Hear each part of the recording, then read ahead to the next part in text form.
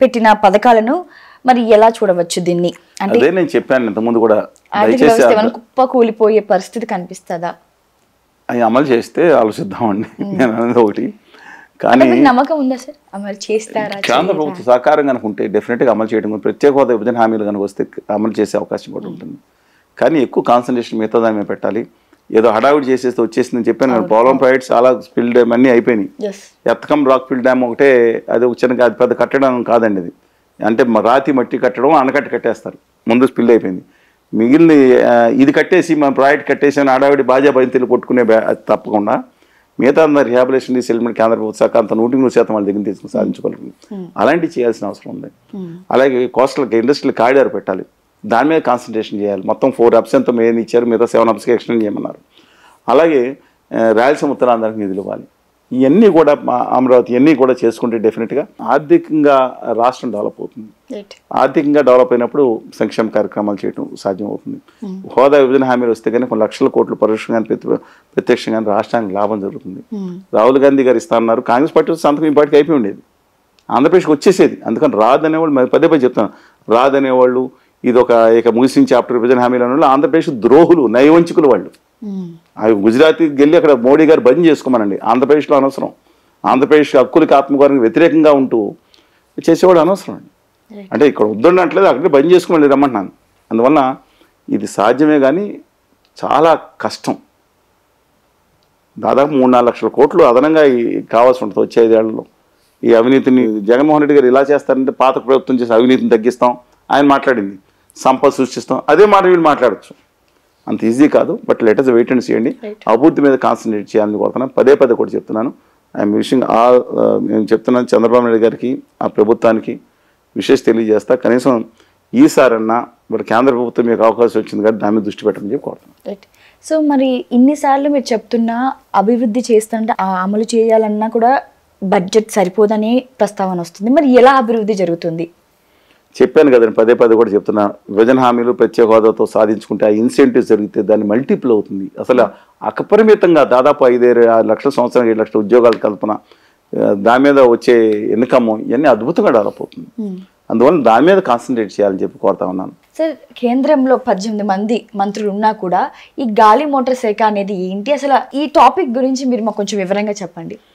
ఆంధ్రప్రదేశ్ దాదాపు 36 మంది పార్లమెంట్ సభ్యులు ఉన్నారు. రాజ్యసభ లోక్సభ కలిసి లోక్సభలో 25 మంది సభ్యులు ఉంటే 21 స్థానాలు, 25కి 20 స్థానాలు గత తాకట్టు పెట్టేశారని ఆంధ్రప్రదేశ్లో పాలకులందరూ గత 5 సంవత్సరాల నుంచి 10 సంవత్సరాల నుంచి అలాగే ఇచ్చారు. ఏ ప్రభుత్వం మోడీ గారు కాళ్ళ దగ్గరికి వెళ్ళి బంద్ చేయడం, ఆంధ్రప్రదేశ్ హక్కులు తాకట్టు పెట్టడమే ఎక్కువగా చేసిన బాధ్యత. ఏదో కొంతమంది అడుగుంటారు. ఇవాళ కూడా 25 మంది సీట్లు ఆడకే ఉన్నట్టున్నాయండి. అందులో 18 సీట్లు యాక్చువల్గా తెలుగుదేశం అండ్ జనసేన, 3 బీజేపీ ఉండొచ్చు. ఉత్తర భారతీయ జనతా పార్టీ వాళ్ళ సంగతి మనకు అనవసరం, వాళ్ళ పని వాళ్ళు చేసుకుంటుంటారు. ఆ 18 మంది సీట్లు వస్తే ఏమి ఇచ్చారని ఇవాళ జేడీఎస్ చెప్పాను, 1 సీటు ఉన్న 1 సీటు 4 ఇచ్చి జనసేనకు 1 సీటు 1 మంత్రి పదవి కూడా పక్కన పెట్టండి. వీళ్ళకి కూడా ఏమి ఇచ్చారు?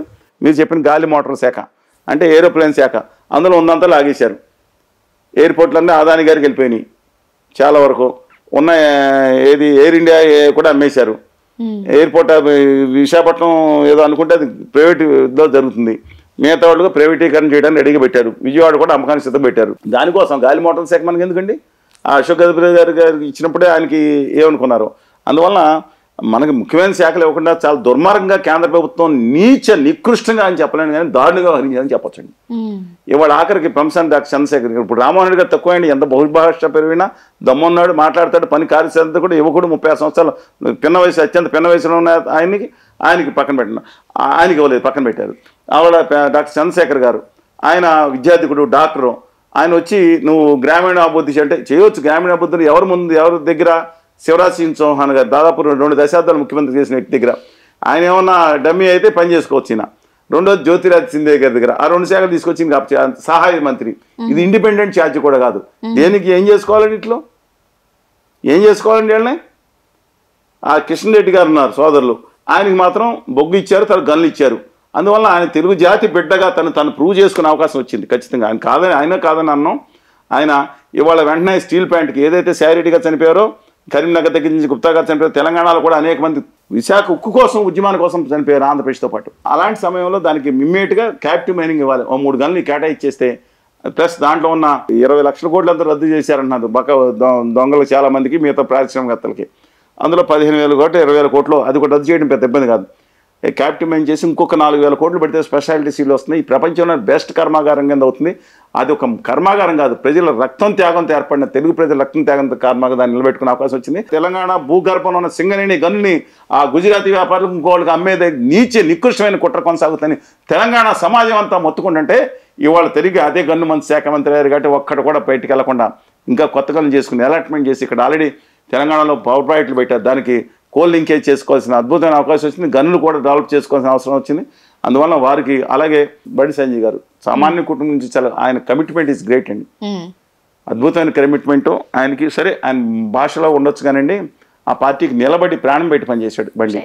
కానీ ఆయనకి ఇవాళ ఆయన లాయల్టీకి లాభం లభించింది. అమిత్ షా గారు చెప్పులు అక్కడ పెట్టి మనం తీసుకొచ్చి పెట్టారు కాబట్టి ఆయన మంత్రివర్గంలో పెట్టుకున్నారు, హోంశాఖలో పెట్టుకున్నారు. సరే నేను తప్పను, అది కూడా ఆయన ఎంపీగా ఉండి చేయడం తప్పు అంటున్నా బహిరంగ. ఆ తండ్రి మీద అభిమానం ఉంటే తండ్రి చెప్పులు ఇంట్లో పెట్టుకోవచ్చు, ప్రతిసారి బయట మోడీ గారిలో ఫోటోలు తీసుకోవాల్సిన పని లేదండి ఇవాళ. అది తప్పు. కానీ ఇవాళ ఆయనకు హోంశాఖ ఇచ్చారు, ఖచ్చితంగా బలోపేతం చేయాల్సిన అవసరం ఉంది. వాళ్ళకి దేశ హోంశాఖ తెలంగాణ కాదు, వీళ్ళు మంత్రులు దేశ మంత్రులు.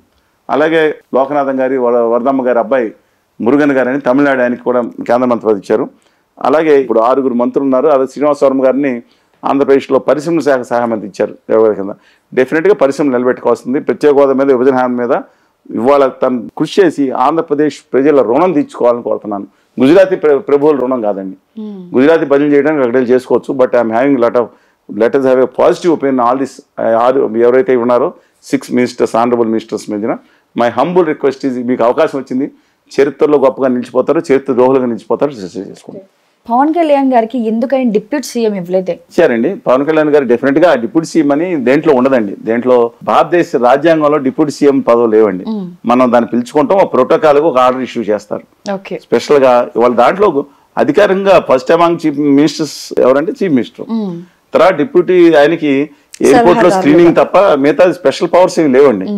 అందువల్ల ఆయనకి ఇస్తారు, డెఫినెట్ గా ఇవ్వబోతున్నారు. ఆయన ఓపీ విల్ సక్సీడ్. కానీ సినిమాలో ఒకటే ప్రాబ్లం ఏంటంటే రామారావు గారు 2 సినిమాలు చేసినా ఈయన 6-7 సినిమాలు ఉన్నాయి. దాని మీద ఏం చేస్తారని నేను చూడాలి. బట్ ఆయన కొంచెం తగ్గించుకుని దీనికి జస్టిస్ చేస్తారు, ఎందుకంటే ప్రజలు ముఖ్యం. ఆయన అంటే ఆల్రెడీ కమిట్మెంట్ అయిన సినిమాలు సగం నాయుడు పూర్తి చేయాల్సిన అవసరం ఉంది నేను బేసికల్గా. కానీ మిగతా సినిమాలన్నా రద్దు చేసుకుని ఆయన దీని మీద ఫుల్ కాన్సన్ట్రేషన్ పెట్టాలని కోరుకుంటున్నాను. పాజిటివ్ ఆంధ్రప్రదేశ్కి జరుగుతున్న అన్యాయాల మీద పోరాడాల్సిన అవసరం పోరాడి పెట్టగలిగింది. పాచిపోయిన లడ్డులు కాదు, భయంకర నమ్మక ద్రోహం ఏమని చేసింది ఉత్తర భారతీయ జనతా పార్టీ ఆంధ్రప్రదేశ్కి. అందువల్ల ఆయన ఉప ముఖ్యమంత్రిగా ఉన్నా ఎట్లా ఉన్నా రాయలసీమ ఉత్తరాంధ్రకి ఈ 7 సంవత్సరాలు ఇంకా నమ్మక ద్రోహం చేసిన ఉత్తర భారతీయ జనతా పార్టీకి మీద పోరాడి సాధించుకుంటే డెఫినెట్ గా చరిత్రలో నిలిచిపోతారని కోరుకుంటున్నాను. చివరి ప్రశ్న సార్. సో మళ్ళీ ఈసారి ప్రధానమంత్రి మోడీ గారే అయ్యారు. సో దాని గురించి మీరు ఏం మాట్లాడతారు? 63 సీట్లు కోల్పోయారు. నేను నా జీవితంతో ఆనందపడిన సందర్భాలు తక్కువ ఉంటాయండి. ఒకసారి ఆనందపడింది ఏంటంటే ఫస్ట్ ఉదయం చూడగానే 4వ తారీఖున ఆదాని గారి మనిషి వారణాసిలో ఓడిపోయేటట్టుగా 3 దాంట్లో వెనకబడ్డారంట. ఒక్క నిమిషం మనసు ఆనందంతో బ్రహ్మాండంగా ఉందనుకున్నాం. మళ్ళీ ఆశల మీద నీళ్లు చల్లేశారు, ఆయన నెగ్గేశారు. నిజంగా కనుక ఆయన ఓడిపోతే ఉంటే ఆ నితిన్ గడ్కరీకి మళ్ళీ వెనక ఉత్తర భారత ఆదాని గారి మనిషి మీద కోపం నాకు, బీజేపీ మీద కాదు. నేను ఎంత గౌరవిస్తానండి వాజ్పేయి గారిని, శ్యామప్రసాద్ ముఖర్జీ గారిని, మదన్మోహన్ మాలవీయ గారిని. కొంతమంది మాత్రమే కాదు, నిజంగా కనుక నితిన్ గడ్కరీ గారికి అయితే ఆయన చాలా బాగుండేది. ఆంధ్రప్రదేశ్ రాష్ట్రానికి, తెలంగాణ రాష్ట్రానికి కక్ష కట్టేవాళ్ళు కాదు. మొత్తం తీసుకెళ్లి అంతా గుజరాత్ లో లక్షల కోట్లు పరిస్థితి ఉండేది కాదండి వాళ్ళ. ఆయన కానీ, రాజ్నాథ్ సింగ్ గారు కానీ, ఎవరైనా సరే, అద్వానీ గారు ఆ వయసులో ఆయన అయినా, మురళీ మనోహర్ దేశ్ గారిని ఎవరైనా బాధే ఉందండి నాకు. మొట్టమొదటి కాంగ్రెస్ కనుక అయితే ఆంధ్రప్రదేశ్ ప్రత్యేక హోదా వస్తుంది, అది వచ్చే పరిస్థితి లేదు. ఉన్నాళ్ళు మేలు అనుకున్నాం. అందువల్ల మోడీ గారు మళ్ళీ అయ్యారు. 70 సంవత్సరాలతో రిటైర్మెంట్ అవుతారేమో. కానీ ఆ యోగి ఆదిత్యనాథ్ గారిని ఆయన అవమానించిన తీరు ఇండైరెక్ట్గా పార్లమెంట్ చూసాం. ఫస్ట్ తర్వాత ఏదో బుధం మీద తట్టిన వేరే సంగతి. But let us wait and see అండి ఎందుకు ఉత్తరప్రదేశ్లో జరిగిందో. మన దురదృష్టం ఏంటంటే ఇవాళ ఆంధ్రప్రదేశ్లో దాదాపు వాళ్ళకి 25% సీట్లు ఇచ్చాం. 0.5% వాళ్ళకున్న ఓటు విభజిత ఆంధ్రప్రదేశ్లో. ఉమ్మడి ఆంధ్రప్రదేశ్ వాళ్ళు బ్లాక్ మెయిల్ చేశారా, బెదిరించారు, తెచ్చుకుని 25% సీట్లు తెచ్చుకున్నారు. సరే ఏదేమైనా ఆంధ్రప్రదేశ్కి తెలంగాణకి న్యాయం జరగాలంటే ఖచ్చితంగా మోడీ గారు అండ్ కంపెనీ, ఆదాని గారి company పక్కెళ్ళిపోయి original Bharatiya Janata party కనుక, ఆర్ఎస్ఎస్ అయితే ఏమైందంటే ఏమైనా తప్పు చేశారా? ఆర్ఎస్ఎస్ ఒకప్పుడు కానీ ఎవరో నితిన్ గడ్కరీ గారు ఎవరైతే ఏమైంది, వారు వస్తే తప్పు లేదు, ఎవరు వచ్చినా తెలుగు రాష్ట్రాలకు న్యాయం జరుగుతుందని భావిస్తా ఉన్నాను. Thank you sir, thank you so much.